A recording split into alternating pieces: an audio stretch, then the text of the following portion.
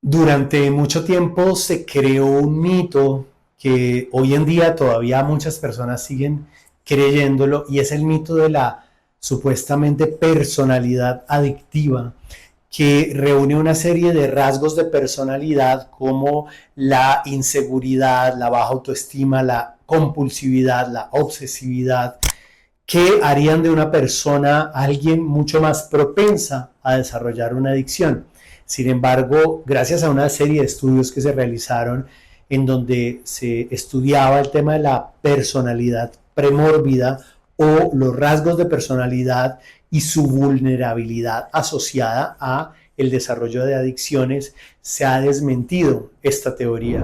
Bienvenidos al Laboratorio Existencial. Mi nombre es Julián Felipe Almario y hoy quiero compartir contigo algunas de las ideas y hallazgos reveladores que hicieron desmentir este mito, el mito de la personalidad adictiva. Bienvenidos.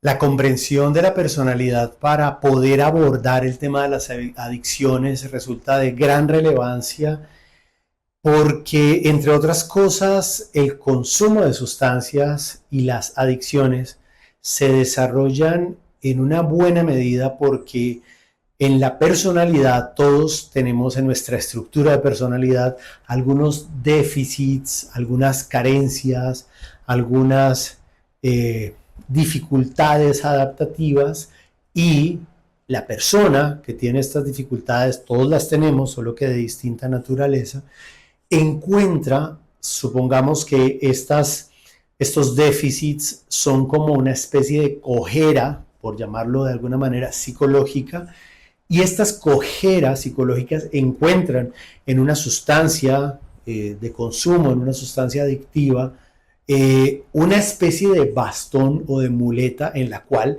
recostar dichos déficits o dificultades. Y en la medida en que se genere ese efecto de compensación o efecto compensatorio de la sustancia para lidiar con algunos de mis déficits en la estructura de personalidad, pues va a ser mucho más fácil comprender el fenómeno de la adicción y aquellas dificultades que darían origen, ¿no es cierto?, a ese fenómeno de enganche a la sustancia. Y esto no solamente ha permitido entender la adicción, sino un tema que era muy desconocido durante mucho tiempo, y es por qué se generan sustancias de predilección. Porque aunque muchas personas han consumido todo tipo de sustancias, algunos se enganchan más a sustancias estimulantes, mientras que otros se enganchan mucho más a sustancias depresoras. Esto llamaba mucho la atención. Este estudio de la personalidad dio lugar a la comprensión mucho más clara de por qué se da el fenómeno de enganche, porque justamente tiene que ver con esos déficits particulares en la estructura de personalidad y cómo cada sustancia otorga un efecto compensatorio distinto, ¿verdad? Ahora bien, esta idea de la personalidad adictiva, en donde se supone que una persona desarrolla adicción porque tiene una personalidad premórbida, una personalidad con riesgo a desarrollar una adicción caracterizada por baja autoestima, inseguridad,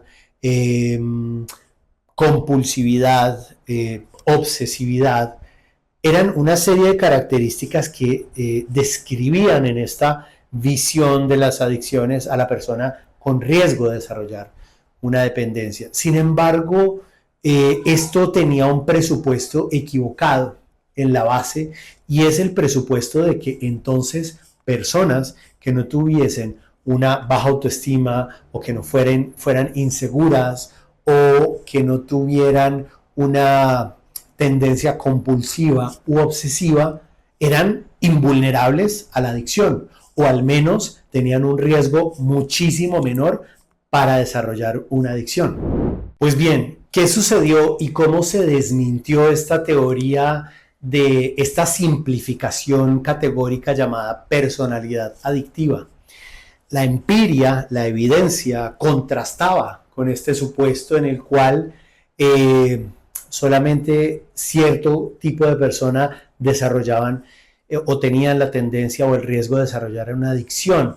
Porque lo que pasó fue que los centros de tratamiento alrededor del mundo que hacían mediciones, evaluaciones rigurosas de los rasgos de personalidad asociados al consumo de sustancias, encontraban que efectivamente un número de personas que habían desarrollado una adicción tenían características como la compulsividad, la obsesividad, la baja autoestima, vacíos afectivos, pero que no solamente, que habían otras personas que de hecho no eran compulsivas, algunas de esas personas eran, por ejemplo, muy prudentes, muy cautelosas, es decir, cero compulsivas. Otras eran personas que no habían crecido con grandes vacíos o carencias afectivas o traumas o vivencias traumáticas, sino que habían crecido rodeados de afecto.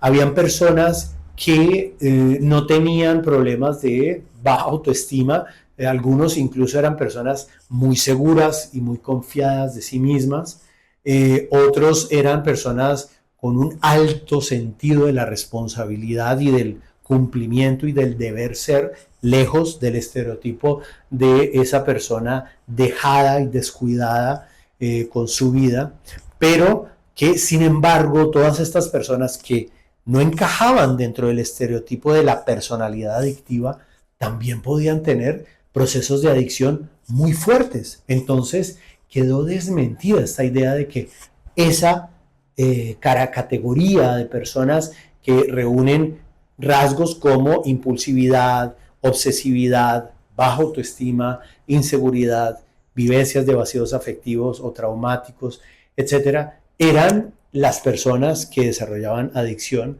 o que los demás no tenían ese riesgo o eran invulnerables. Es decir, la evidencia, la empiria de estos centros de tratamiento alrededor del mundo fue comprobando y corroborando que no era cierto, que virtualmente, en realidad, todos, absolutamente todos, tenemos algún riesgo en particular de desarrollar una adicción. Es decir, que no existe esa personalidad invulnerable, porque si existe una personalidad adictiva, debemos suponer entonces que el resto son personalidades invulnerables o con un riesgo mínimo, casi nulo, a desarrollar una adicción, lo cual desmentía la evidencia. Pues bien, autores como Robert Cloninger y Howard Friedman de la Universidad de California, Kenneth Sher de la Universidad de Missouri, Patricia Conrod de la Universidad de Montreal o Mark Griffiths de la Universidad de Nottingham coinciden en que no hay algo que podamos llamar personalidad adictiva, sino que podemos encontrar riesgos para desarrollar una adicción virtualmente en cualquiera de los rasgos de personalidad que encontramos en los seres humanos. De manera que no existe, al mismo tiempo, podríamos decir, un tipo de personalidad o tipos de personalidad que consideremos invulnerables para desarrollar una adicción. Entonces, ¿cómo es eso de que podemos encontrar distintos tipos de vulnerabilidad en distintos rasgos de personalidad?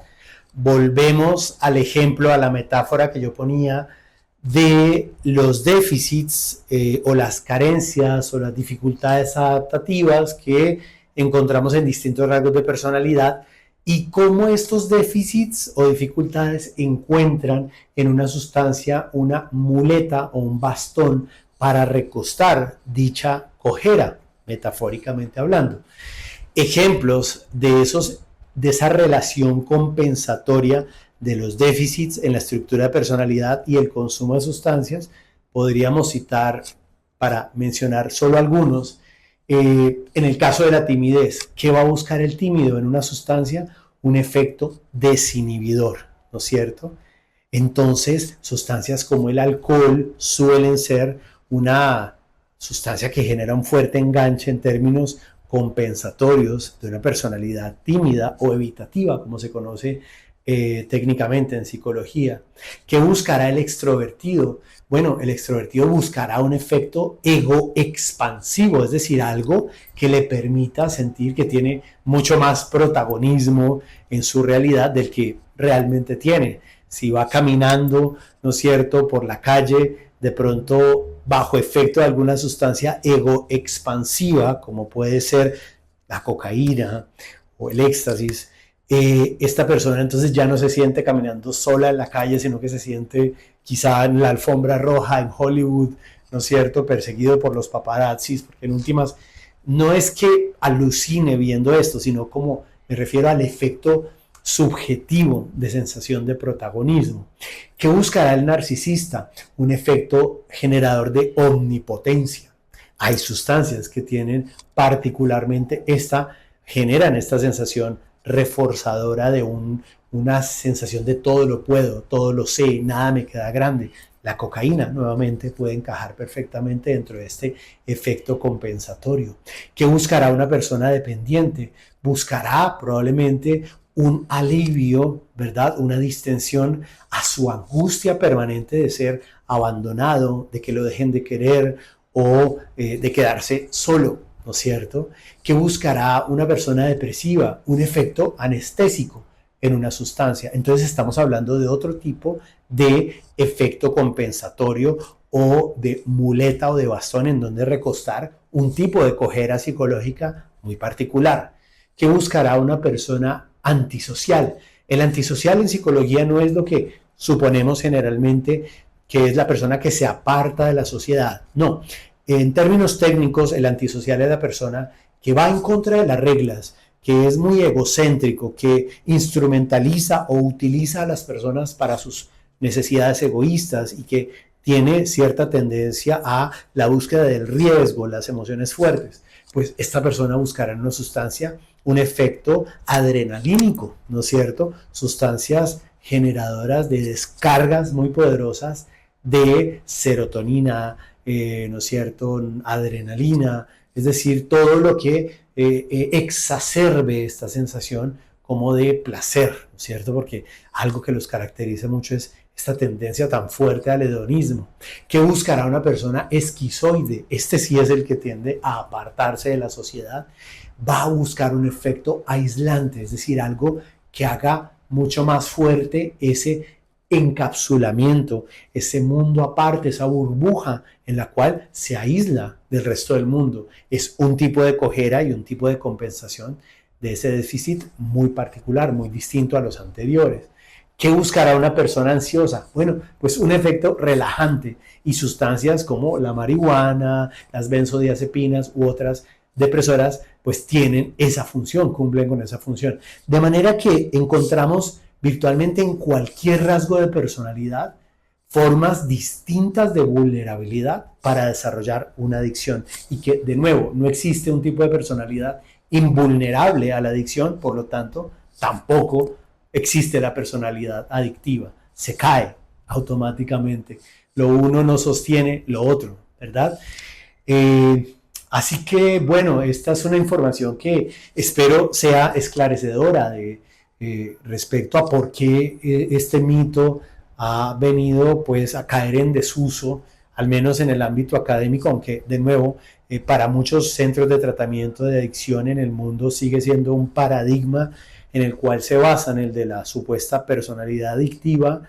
Sabemos hoy en día por la empiria, la evidencia, las investigaciones, que en realidad no existe, que todas las formas de personalidad tienen o constituyen aspectos que representan riesgo en ciernes para el desarrollo de una adicción. Muy bien, espero que te sea útil esta información, que te sea esclarecedora y bueno, nos veremos en una próxima entrega. Muchas gracias por acompañarme en este video.